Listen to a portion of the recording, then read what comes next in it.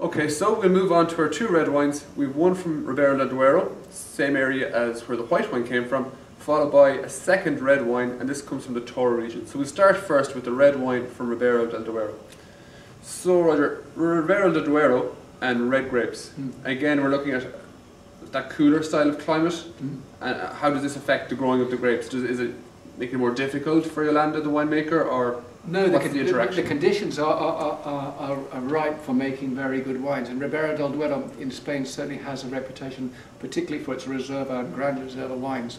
And what you have is conditions due to altitude and climate that dictate that the grape matures slowly, and that's vital if you're going to make wines that are then going to turn themselves into fine wines and are going to age and become these Reserva, Grand Reserva wines. They age more slowly, which means that we end up picking the grapes later than in other regions. You know, in Rioja they're probably picking in September, by the end of September. In Ribera del Duero we never start much before the beginning of October. And in the same way that the wine itself, or the grapes, take longer to mature and mature more slowly until they reach their ripeness, when it comes to the winemaking and the aging, that applies again. The wines take longer to mature in the bodega between barrel and bottle. To give you an example of that, this is a criantha that we're tasting now.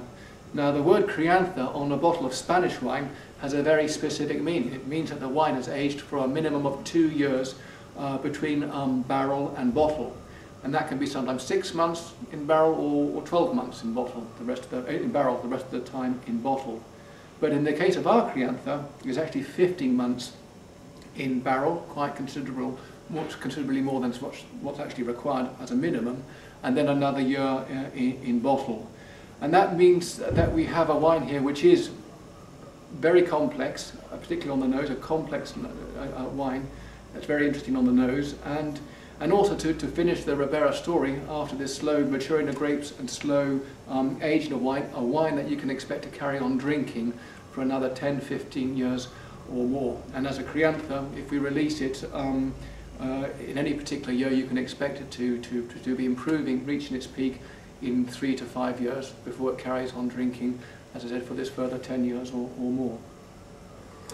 And obviously, now as a criantha wine, a wine that has spent this time in barrel, we're talking about a wine that does have this complexity of nose. We use always a combination of different types of oak, but again following traditions, and traditions of Ribera del Duero, it's normal to prefer American oak, and this is a combination of American oak and some French oak. And we have happen to have a female winemaker who's noted particularly for our wines for their aromatic qualities, and you hear words like balsamic used a lot to describe the nose. I think you always pick up fruits. I mean, the typical fruits from Tempranillo in Ribera del Duero are sort of black fruits, blackberry particularly. But here now you're also getting, I think, hints of cedar wood.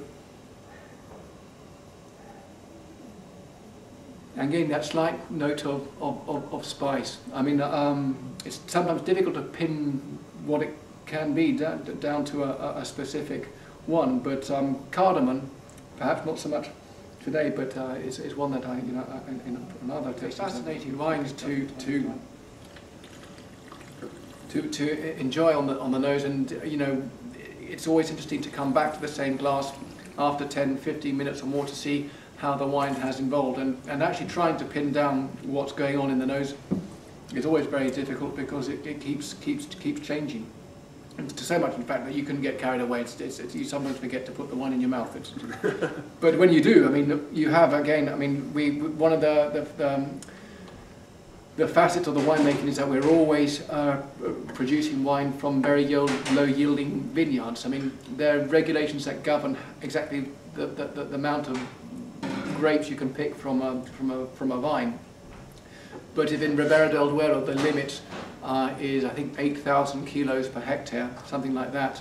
In the case of our wines, it's never more than 4,000 kilos. So you're always going to get that concentration of fruit there. And on the mouth, you have plenty of that ripe fruit there, as always, what you'd expect from a good Ribera del Duero wine, that little bit of acidity that then leads to this long finish that just carries on, and the tannins, of course, there as well, making you lick your lips and want more. Excellent, excellent.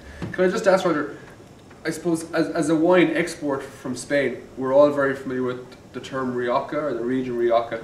How important is Ribera del Duero in the overall scheme of Spanish winemaking in relation to Rioja? How old is it, or where does it feature? I may be wrong, but there's probably 3,000 wineries in Rioja, and Rioja itself divided into 3 different areas. It's a much bigger wine producer. If you visit there, I mean, it's a beautiful part of the country, very scenic with the mountains as a backdrop, but you also see wine and vineyards on a much bigger scale in terms of production. You see big vineyards, big companies producing massive quantities of wine. Ribera del Duero is much smaller. I mean, in terms of area, it's 115 kilometers from end to end, and when the DO was set up, which was only 25 years ago, I think we were the 8th winery to begin making wine there. I mean, it had always been famous for Vega Sicilia, the single most famous wine in Spain, but Vega Sicilia had been making these wines all on its own. When the DO was started up, the Ribera del Duero DO, 25 years ago, well, new wineries started to arrive, but 25 years ago there were 8. Now we're probably up to about 250. So the region has grown, but it's still much smaller than Rioja. And the wines it makes, well, they've always been really primarily known for their Reserva and Gran Reserva wines. I mean, that's how it started. With the way the region has grown and new wineries have become established, you're beginning to see more of these younger wines being produced now, not just Crianza, but Vino Joven or Robles, wines that have been aged for say 4 to 6 months in oak. But you know, the conditions I've described in terms of weather and temperature and the way that everything evolves more slowly does make it perhaps more difficult to make that style of wine in this area than in others. So although things are changing, although you're seeing this range of wines being produced as a region in Spain, I think it's still primarily noted for its Reserva, Gran Reserva wines in particular. The sort of wines that you'll see on the wine list of your best restaurants in Madrid, Barcelona, and elsewhere, and wines very much that you'd expect to pair with a nice meal in a nice restaurant, usually a land dish. And Rioja, well, there are big differences in the style of wine. I mean, one of the things you can always do when you're comparing Rioja with Ribera del Duero is just look at the colour. Now, winemaking in Rioja is changing and their styles are changing, but a traditional Rioja tends to be a paler red in colour.